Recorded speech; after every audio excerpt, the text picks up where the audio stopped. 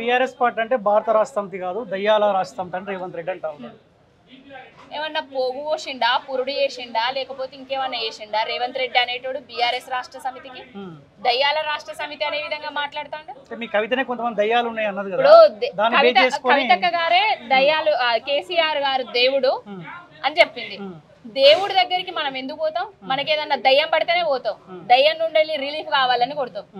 దేవుని దగ్గర దయ్యాలు ఎట్లుంటాయి, ఏ విధంగా ఉంటాయి? మీ కవితక్కనే అన్నది కదా కేసీఆర్ గారి చుట్టూ దయ్యాలు ఉన్నాయి అన్నది. మీరు అక్కడికి పోయి ఒకసారి అడగండి, ఆమెనే క్లారిటీ ఇస్తుంది. ఓకేనా? అంటే కేసీఆర్ చుట్టూ దయ్యాలు ఉన్నారని మీరు ఒకసారి ఎవరన్నారో వాళ్ళ దగ్గరికే పోయి అడగండి. మా నాయకుడు దేవుడు, మా కేసీఆర్ గారు దేవుడు, ఆ దేవుడి చుట్టూ దయ్యాలు ఉన్నాయా లేవా అనేది ఎవరు అన్నారు అనేది వాళ్ళని అడగండి. మాకు తెలియదు. మీ నాయకుడు అయితే దేవుడే కదా? మా నాయకుడు దేవుడు. దేవుని చుట్టూ దయ్యాలు ఉంటాయా? ఉండయి. మీకు తెలియాలి కదా, మీకు తెలుసు కదా ఎక్కడైతే దేవాలయాలు ఉంటాయో అక్కడ దయ్యాలు దూరంగా ఉంటాయి అనేసి.